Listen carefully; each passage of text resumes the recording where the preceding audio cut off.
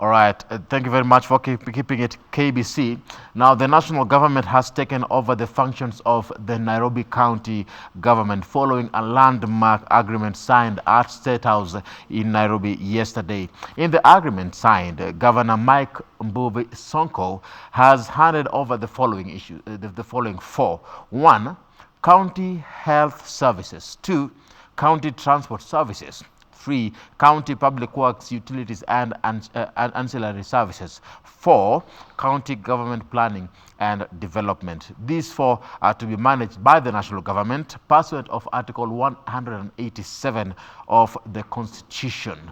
This is what we shall be putting into focus this morning on The Viewpoint. I'm joined by Seth Panyako, the Secretary General of the Kenya National Union of Nurses. Karibu sana. Asante.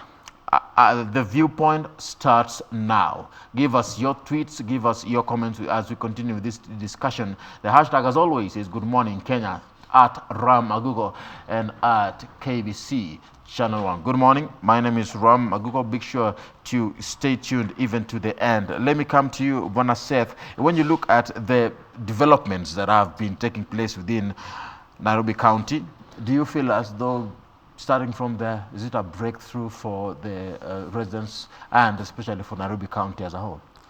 Yeah, I think Nairobi County has had very many problems in terms of how Governor Sonko has been running his government. He has hardly stayed with his cabinet for 3 months.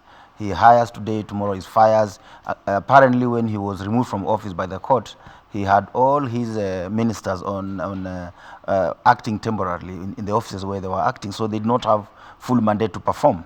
It was also, when you look at how he has done, for example, the physical appearing of Nairobi as a county. When you are at Kencom, around that area, CBD, you think that Nairobi is clean. But once you start moving outside, you see heaps of garbage, it's not collected, the town is in a mess. Everything, as he was being handing over these functions to the national government, health workers were planning to go on strike on issue of no promotions, no designation, those kind of things. So I think Nairobi County is just an example of what is happening in all the county governments. But the greedy politicians will not agree to hand over these functions. We have a county like, excuse me, like Kisumu County government, which I think has performed very much poorly as compared to Nairobi County government. Because in the last financial year, Kisumu County government, the people of Kisumu, the citizens of Kisumu County, only accessed healthcare services in public health facilities for 100 days. Out of 366 days, 266 days were spent on the industrial actions. The workers are still on strike. In fact, they began, doctors finished theirs in December, no, in January. The other health workers are now on strike. So when you compare Kisumu and Nairobi, the county that is supposed to have returned all the functions to the national government today should have been Kisumu County government, not even Nairobi, because Nairobi has performed considerably better than Kisumu County government. But because Governor Sonko, according to me, he has the interest of the people who elected him, he cannot sit back and continue seeing the people, the citizens of Nairobi suffer because of his own personal predicament that he finds himself in. And that is why he used the provision of the Constitution of Kenya under Article 187 to return all the functions of the national government. That is, according to me, I support that decision, and I urge other county governments that have failed, like Kisumu, to hand over all the function to the national government. So if at all we will be looking into that as a whole, in general, that won't we be going against, if at all we go with what you're saying, devolution? Because the devolved government is what has been there since the implementation of the new constitution 2010. If at all counties fail their people, should the functions of all these counties in Kenya be taken to the national government? Wouldn't it be taking us back where we came from? You know, the worst mistake that should happen in this country is to have non-functional of key departments. And the key departments in any government has health as one of the key departments. We have education, we have the security, and we have the infrastructure. So if you have health is not functioning, for example, what are you telling? A sick country cannot develop. So when you have given an example of Governor Sonko, Governor Professor Nyong of Kisumu, where I'm telling you, doctors finished their strike last month. The other health workers are on strike today. Last year, out of 366 days, the county government of Kisumu had only 100 days to deliver services to her people. So is there a functional government in Kisumu? The answer is no. So what is Governor Nyong'o doing with those functions that he cannot deliver? The best thing you can do is to return this function to the national government. The makers of this constitution, unfortunately, we in the health sector, we didn't pay keen attention when the constitution was being worked on in 2010. But the makers of the constitution found it necessary to put Article 187, that if a function cannot be done very well at any level of government, the level of government that feels it cannot perform that function, it shall return to the national government. I've heard people talk about public participation, what and what. If Mike Song as a governor is unable to perform a function, there is no requirement for him to go and tell the people that, can you tell me whether I can perform this function or not? He is not able to perform the function. There's no subject for debate there. There is nothing for debate. There is nothing for public participation. The public wants services. What are you going to do to debate? That I'm coming to tell you that I'm unable to perform this function. So can I return it? No, I return it first. Then you have questions, come and ask. But first, people must get health. People must have good clean water. People must continue to have security in Nairobi city. People must walk on clean roads in Nairobi city. Security must be improved. Everything must be functioning. Will this move by the government to transfer powers from the county to the national level be of benefit, especially in the health sector? Of course, the immediate problem that they have resolved today in terms of health sector, there will be no strike related to non-payment of salary. It won't happen again. It will not happen. I can tell you for free, write this date and time today. As long as health is with the national government, there will be no strike in Nairobi County government related to non-payment of salary. Let me that one is already a problem solved. Let me get you correctly. You're saying before the whole nation, before the whole country, before so many people, on national television, that now that the county functions have been moved to the national government, there will not be any strike for health workers. Have you heard that the army has not been paid on time? Have you heard that the police have not been paid on time? Have you heard that the magistrates and the judges and the judiciary, people working in the judiciary, have not been paid on time? There will be no strike in this county of Nairobi related to non-payment of salary on time. It will not be there. And if that day comes that we get If that day comes, come and ask me to resign. So many people have said those words with me. That you're saying if people strike, you will resign. I'm telling you, on non-payment of salary, not with the national government. Not with the national government. Remember, we have facilities which are with the national government. We have Kenyatta National Hospital. Have you had salary strike in Kenyatta for non-payment of salary? We have Moi Teaching and Referral Hospital. Have you had salary strike on non-payment of salary? We have Madare. We have spinal injury. Have you had strike? We have blood bank. We have Port Health. Have you had a strike in those health facilities related to non-payment of salary? If health workers strike, you will resign. I'll resign. There will be no strike related to non-payment of salary in Nairobi County government. Unless somebody wants to instigate it so that I resign. I will be able to investigate and say, no, this was instigated so that I resign. Because there are so many people who don't want to see me at the helm of this union. And because of my outright adamant in follow of the rule of the law and that non-compromising principle that I have. Speaking of principles, we'll be touching on that, principles, a bit later on. But still on Nairobi County, what do you think has been ailing the health sector, especially in Nairobi?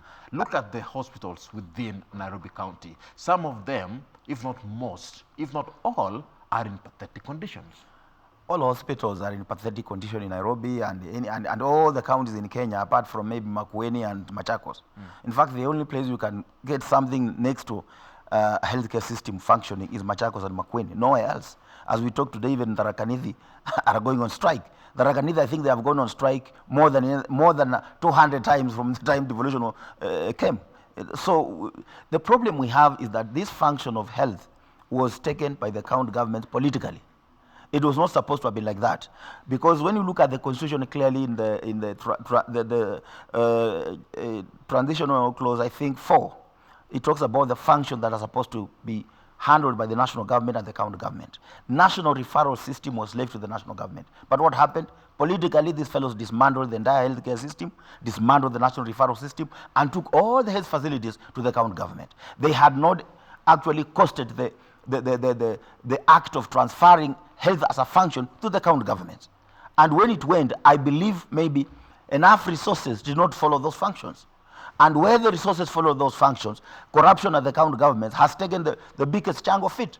For example, I'm not saying that anyone is guilty because our law says you are not guilty until found guilty. When you look at the amount of money that our governor of Nairobi is being alleged to have misappropriated or maybe stolen, about 300 or something million, that is money that can run our health facility in terms of supply of medicines for a period of 2 years. So corruption has actually crippled devolution because we devolved corruption. And also, I believe that there was no proper costing of this health as a function before it was transferred to the county government. It was done politically, and it will die politically. Looking at one of the hospitals within Nairobi County, let me pick an example, Pumwani Maternity Hospital. There was a letter that was dated 20th February 2020. Pumwani's Deputy Chief Nursing Officer had written back to the county reminding them of the unpaid salary since November 2019. Yeah. Now, the Nairobi County Economic Planning Chief Officer Washington Makodingo said the county government on Monday requisitioned for 8 million Kenyan shillings from the control of budget to offset the unpaid salaries dating back to November last year. So, as of now, we are looking at county workers expecting to be paid on Thursday. Requisition of money from the control of budget, right? We don't have a control of budget today. Oh, that one is in. The one who is not in is the Auditor General. Yes. You are saying you are asking for money from the controller of budget today, and you hired these people 3 months ago. Are the minds of those fellows sound? Are they having sound mind? Because there's no way you can hire if you are not put that money to pay these people in budget. These are people who are in Nairobi, 75 healthcare workers comprising 65 nurses who have not earned salary for 3 months. There is no house in Nairobi you can stay for 3 months without paying rent. Coming to work, you must pay transport. You must have food for yourself. You must have money to pay school fees for your children. So it is a whole mess. People who don't care about the welfare of public servants. How do you keep somebody in Nairobi for 3 months without salary? And you expect this person to continue working? So when you say they are asking from the control of budget extra money, they will be told you have to do what we call a supplementary budget. And if time for supplementary budget is over, control of budget cannot release money in the middle of the purchasing system. We are already headed to the new budget, which is going to be ready in June. So the control of budget will tell them, you find your own way how to pay that money because we cannot release money at the middle of the budget making process. They had a supplementary budget, which is normally done in February. Why did they not factor that money in the supplementary budget? So these are lie. These are lie. They're not going to pay these fellows. And if they don't pay these fellows, I'm assuring them. But anyway, we are back to the national government. They are saying that it will be paid. No, we are back to the national government. So I don't care what they have said before. From yesterday, we are going to handle Nairobi County government in a different way. If we were to go on strike because of 75 healthcare workers, we will not do that. We are only now straight away going to approach the Minister of Health. We are going to have a discussion with the Cabinet Secretary responsible for health, Mutahi Kakwe, once he's in office, and we are going to make sure that these people are paid. Because I told you from the beginning that when these functions have been taken by the national government, one of the problems they have resolved is industrial action strikes related to non-payment of salary. So there is no way I'm going to rush in calling a strike when I know that the national government is going to pay these people. And today you've said on national television that if any time from now, yes, people go on strike, you yes, will resign as the Secretary General of Kenya National Union of Nurses. I wish you only know the confidence I have in the national government. I have a lot of confidence in Honorable Uhuru Muigai Kenyatta and his government. I have confidence in the way the national government is handling public servants. And I've mentioned to you that the army has never gone on strike because of lack of payment. The police the same, the GSU the same, the national health facilities, Kenyatta, Moi, Mathare, Port Healthy, Blood Bank, where they have never gone on strike because of non-payment of salary, because the county governments are unable to differentiate between recurrent expenditure and the development money. So they take all the money and lump together and they go building toilets on the street, making some road in the village so that the people can see that the county government is working, and they end up using recurrent money, funds which is supposed to pay salaries. That's the problem they have. But with the national government, money for salary is released immediately the budget is approved, and it is set, this one is for salaries. It cannot be touched, contrary to the county governments. When you look at Nairobi County, yes, it has been moved the functions to the national government. But Nairobi is not the only county in Kenya. We also have so many other counties that are having health workers, and so many other counties that have the likelihood of striking being experienced by the nurses. Other counties, what about them? We will not say by nurses, by health workers. By health workers. As we are talking today, all health workers, apart from the doctors in Kisumu County government, are on strike. Yes. For non-payment of salary, for failure to promote, failure to remit statutory deductions, they are on strike today. And I've told you that many counties across apart from the counties in semi-arid areas where they get more money in terms of conditional grants, like they call it equalization, not conditional grant, equalization fund, like Turkana, Marsabit, those ones have a little bit more money, they're able to pay salaries in time. The other counties are struggling. It is not only Nairobi. What we are saying is that the mistake that we made as Kenyans, we did not cost our constitution.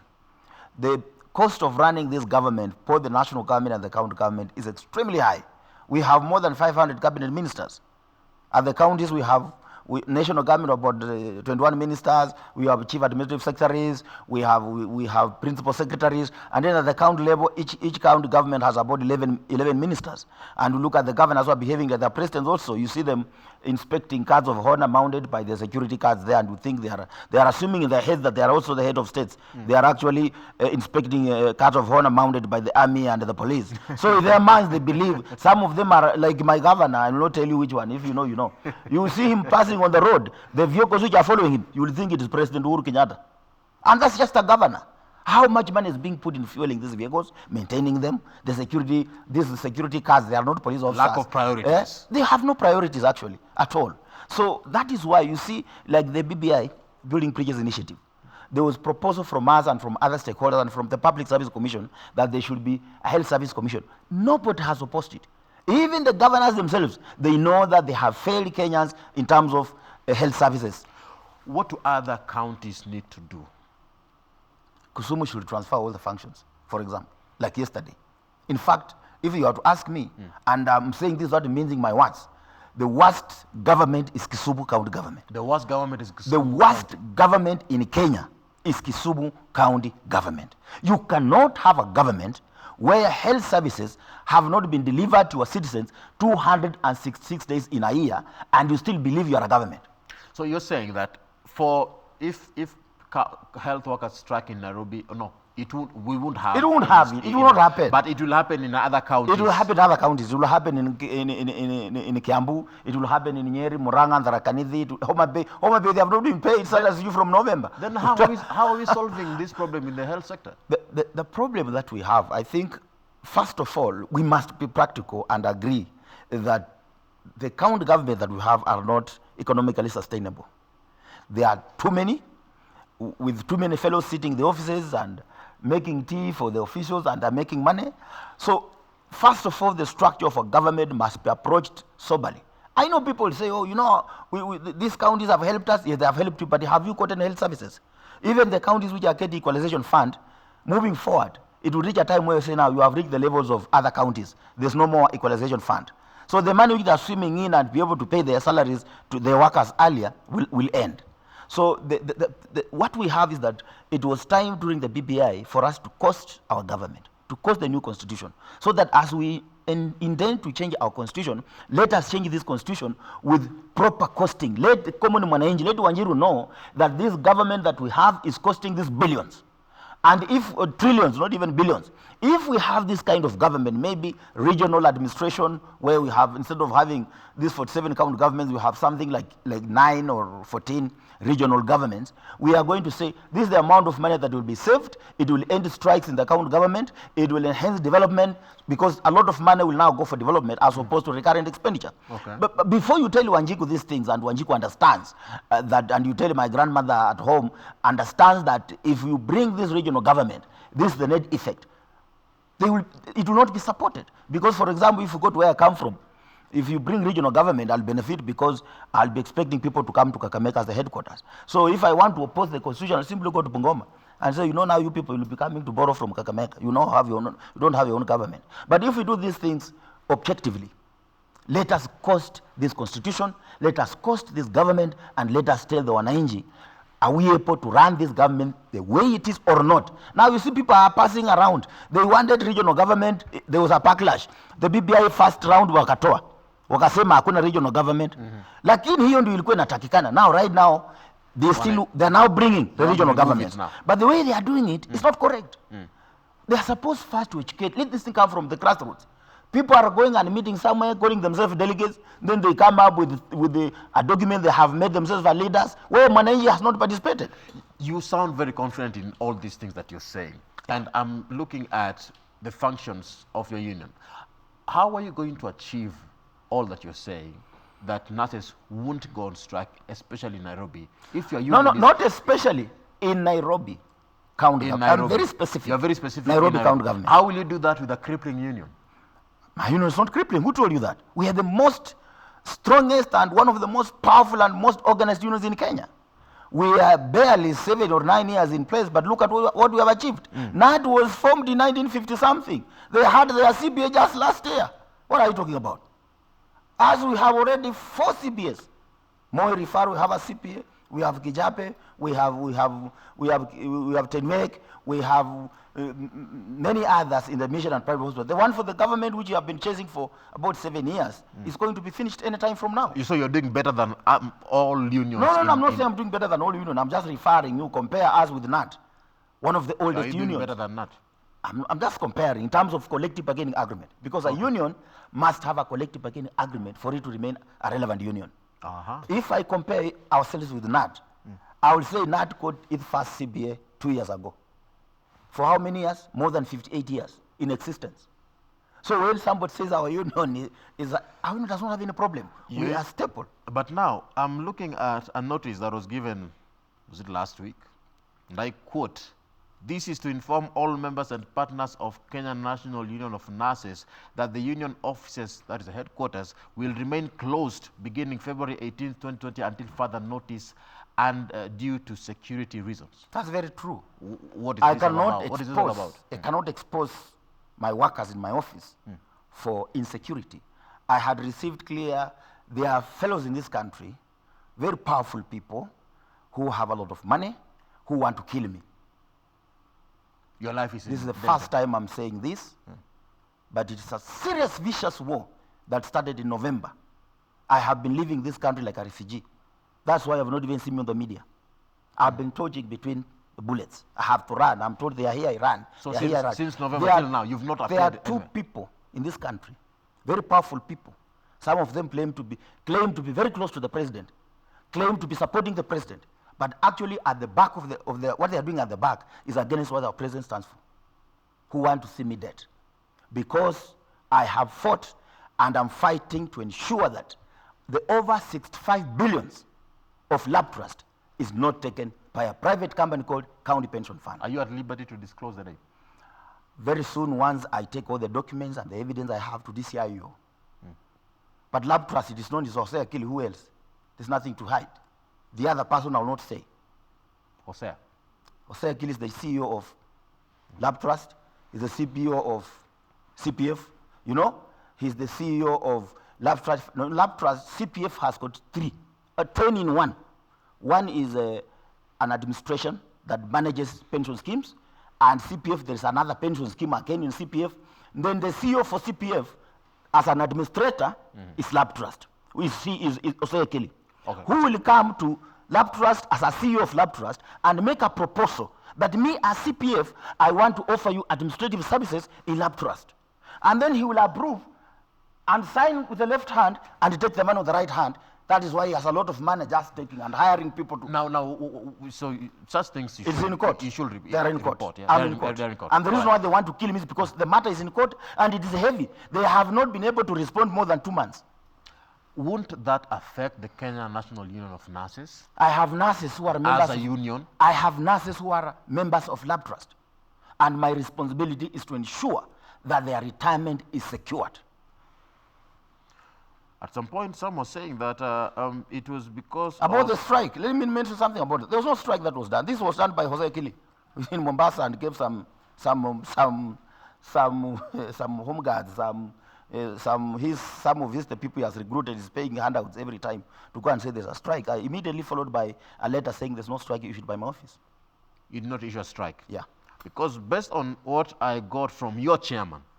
No, Your which chairman? You know you're making Your- a mistake. Yeah. You are telling somebody working on the street and sitting on the stones in Kirinyaga and manufacturing this kind of letters in River Road that is a chairman. We don't have a chairman. We have an acting chairman, Joseph Ngwasi. No any other chairman. Labor Relation Act Section 35, Clause 6 is very clear. You cannot call yourself an official of a union unless you are registered. The so-called chairman, you know, sometimes going to school is good, you know. Upgrade, go to school, have a diploma and higher diploma and a degree. I mean, the way of thinking is good. The so-called chairman is not educated? It's not, he's an illiterate, semi-illiterate person who tried to do a diploma and he could not manage. That is why he can't even see the legal implication of himself calling himself a chairman of a union when he's not a registered person by the Registrar of Trade Unions. The person who's registered as the chairman of this union is in acting capacity. Because he is not here to be able to defend himself, we are not going to do No, that. you should have told me. I would have come with documents. You should have told me when to discuss such issues. But you know, those are non-issues. Those are not issues. The union is intact. I'm the general secretary. If they know they have powers, why are they faking my signature? Kama anajua yeye chairman. Si angesign tu chairman John B. Kwa nini anaweka signature yangu ya urongo? Why is he faking my signature? Because he knows I'm powerful. I'm the one in the general secretary. He has no ability to make any communication. That's why he's faking my signature. But then, okay, now, based on what you're saying, because now he's not here to defend himself, and we cannot talk about that based on... It is you who brought it up. Well, That's not me. Why did you bring out? No, he's not here to defend himself. I will ask because you are the Secretary General of the Kenyan Then National when I Union give of you Nurses, answers, don't and start if it is defending strong, yourself. if it is strong enough, you have the ability to speak with regards to how strong the union is, based on your capacity. I can the only people who are fighting me in this country are two. There's nobody else. Osei Kili and one of the senior trade unions in Kenya. Who I will not mention the name. When you look at the health sector, especially within Nairobi County, and I would like to take reference, for example, some have been complaining about Mama Lucy Hospital. Some are complaining about different hospitals, including Nairobi Women's Hospital. What do you think should be done in hospitals like this, that we are seeing some doctors being accused of not taking care of the sick patients? You see, when you talk about the quality of healthcare services being given to members of the public or the patients, there are many things that come in play. You cannot, for example, blame healthcare providers without looking at what goes into having a quality healthcare services. Number one, do you have enough doctors? Do you have enough nurses? Are they staffed in accordance with WHA? And if it's the doctors, are they staffed in accordance to Kenya Medical Practitioners and Dentist Council? If they are nurses, are they staffed in according to International Council of Nurses and the Nursing Council of Kenya? If they are well staffed, which is not true in Kenya, we have one nurse managing 60 or 100 patients. How will you be able to manage a patient? I went to Busia some time back during the first government of devolution, and I found one nurse was managing 3 wards. How will you be able to do that? It's impossible. I hope things have changed in Busia right now. They did some small hiring here and there, but we still have acute shortage of nurses in Kenya and other healthcare providers. So on that account alone, if there is an issue of not giving desired one-on-one care to the patient, then the government is to blame because it has not hired enough nurses. When you go to public hospitals today, they do not have medicines. So when patients are treated, the prescription is made, but the pharmacies are empty. They have no medicine. Who are you supposed to blame on that? Is it the doctor? Is it the nurse? Is the healthcare providers? That goes back to the government. We have some hospital facilities that do not have even enough facilities in terms of infrastructure to manage patients. We have leaking roofs and so on and so forth. I'll give an example of the managed medical equipment scheme, which were pushed down the counties. That's the only area I agree with the county governors, that the managed medical equipment scheme was pushed down on them. Some of these facilities, some of these equipment, which are very good actually, went to hospitals or counties that do not have even electricity. They don't have water. They don't have even the buildings where to put these facilities. So some of them have found a place, they have put those things, and they're rusting there. So this is upwards, downwards approach in health has failed. They should have embraced downwards, upwards momentum in terms of approach in terms of healthcare system. But you cannot come here, sit in Nairobi and decide that I want to take this thing to county A to county B. And yet the needs in those counties are different. But if at all you have people who need health services, the common mwananchi, they will go to the hospital, they will need attention from the health workers. Are we saying that we don't have sufficient number of health workers in the country vis-a-vis the number that get employed into these health facilities? What is the problem, if at all you look into that angle? The problem is not, okay, the problem is that we are not producing enough healthcare workers in Kenya, but that is not the problem at the moment. The government is not even hiring those who are being produced from our health facilities. For example, you can see the contempt that the government has on the Kenyan health workers, using doctors as an example. They brought some doctors from Sijui where, they call it Sijui where. They were to come here and I don't know, do what, from Cuba, something like that. They were paying these doctors 800,000 shillings. Every doctor has a car, has a security, and has a house to stay in, fully furnished and paid by the government. And they're earning 800,000. How much is a normal doctor in Kenya earning? And there is nothing new they brought in Kenya. No one knows the impact up to today. Even if I asked you what impact has the Cuban doctors brought to this country, you won't be able to tell me. So the issue is that they have contempt against Kenyan health workers. You pay them little, you don't care about them, you don't even pay them that salary. I've never had Cuban doctors complaining that they have not been paid salary. Maybe their salary was paid in advance, we don't know. So the issue is, let there be respect for all public servants, from the people charged with the responsibility of managing them and deciding what they're supposed to be paid and how they're supposed to be treated. And let them ensure that they have enough public servants, both in health sector and private sector, even in the police. That if you don't have enough police officers and you have 3 in a police station, and somebody like the other day, they were coming to my house to kill me and they had already cut the electric fence. Good luck is that I had known the OCS at the OCBT and OCS at the area. So by the time I was calling him, I was in Kakamega and my family was in Nairobi. By the time I was calling him, he was about 200 meters from my house. Within 3 minutes, I had 3 Mahindra zilikuwa zimefika. Makari 3 zilikuwa zimefika. Na hii wakora wakatoroka. So if I had only 1 police officers in that police station, do you think he would have come? Take that as a good example in health sector. You have 1 nurse on duty who is supposed to manage 100 patients. How will this nurse manage? You have 1 doctor who's supposed to manage a whole level 4 hospital. Is he a machine? Is he God is he Jesus that he will be praying and say, 100 patients, 100, in the Jesus name heal, then they heal. That's the only way he can manage. But if he's a human being that must examine a patient and make a decision on what is supposed to be investigated and make a final diagnosis, that's not possible. If you go to level 4 hospitals in this country, you'll hardly get 3 doctors. Do they have the proper facilities? The equipment? Where are they? We already started by there. There's lack of equipment. You want to carry out a procedure, you don't have equipment, we have dysfunctional equipment, and where those equipment exist, the ones by medical managed equipment scheme, they have the facilities, they have no expertise. We don't have the,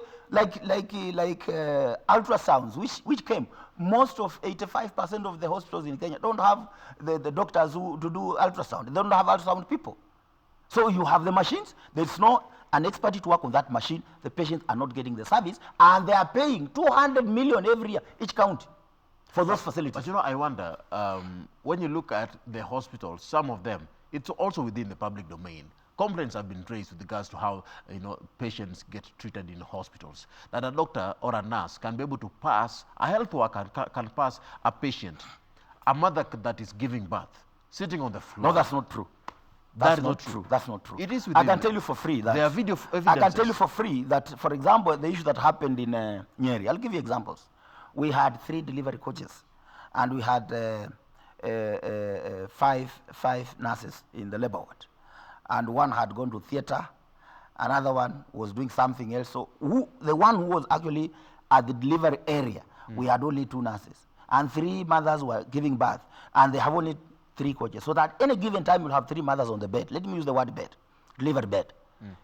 3. And here we had 5 mothers who are in labor. They are giving birth. Where will you put the 2? That is why one mother, the baby came out when she was walking on the corridor.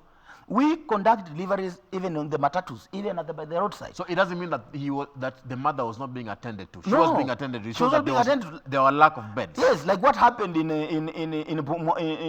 Mama Lucy. The mother had not even reached labor ward. She was going to labor ward, and then you cannot hold the baby and say go inside until I reach labor. If the baby had decided to come out right now, the forces of nature are saying come out. The baby will come out even if you are in a matatu, you are on the roadside. What is important is if we have a health work in that matatu. What you have seen even matatu conductors conducting deliveries. If I am a health worker, if me myself I'm in a matatu and a mother starts to give birth, I can assure you I'll conduct that delivery and send the mother to the nearest health facility. So there is nothing like health workers looking mothers giving birth.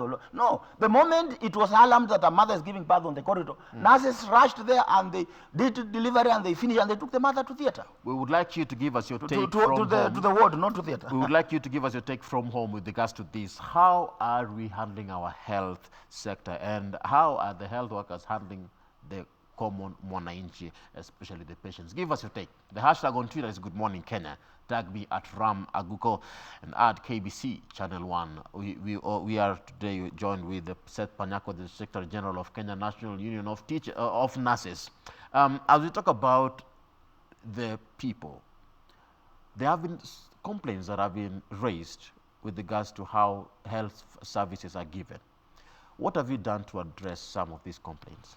You see, for example, I speak for nurses. Since 2013 up to now, we have been fighting to get our first collective bargaining agreement to cover the national government and the county governments, which has not been completed. In other words, we are fighting for bread and butter. We have not reached a situation where we want now to dedicate our minds and our energy and our effort and our skill to actually fighting for the patients, because one of the functions we have as nurses, we are a patient advocate. But now you are advocating for the patient and you are alone. You are managing 50 patients. How will you manage that? Anyway, coming back to the issue of complaints and being raised by the patients. Number one, we have a complaint system set up by all administration of all health facilities in Kenya, where every Kenyan who feels like he or she has not been properly treated has a right to make a complaint through those channels that are established. If it's a nurse and you feel like the hospital or the health facility is covering up, we have the Nursing Council of Kenya where you can report that complaint and it will be handled. Today, I'm handling a case of 10 nurses from Meru who have been taken to Nursing Council of Kenya, and the case is going on. I've hired a lawyer for them. My work is to defend my people. Number two is by your people, you're meaning your nurses, the yes, nurses. That's my work. I'm employed to do that. Number two, in terms of complaints, I have been a victim myself. I have been a victim. I lost my cousin for a doctor I called was a quack in Kapsabet. He operated on my cousin and he did certain witchcraft, and my cousin died in the process. Something that I could not agree because it was a very minor operation. I went to the Kenya Medical Practitioners and Dentist Board, and then today it's called Dentist Council. They looked in the facts, they looked at the files, and they came out, one, the doctor was not qualified to do that operation. He was not a qualified surgeon to do that operation, even if it was that simple. So I won, and the verdict was go and agree with the family. So once I won the case with the Kenya Medical Practitioners and Dentist Board, and then I told the family, I have grilled my brother. Now what is left is you to agree. So I am a victim. The issue of professional negligence and people doing what they're not qualified to do, I know, I have been a victim. A strike of 2012, my father died in a public hospital. I will not tell you which. But I remember I was being told, I had people whispering, they were not giving my father treatment because I was leading a nationwide strike. And this public facility where my father was not on strike.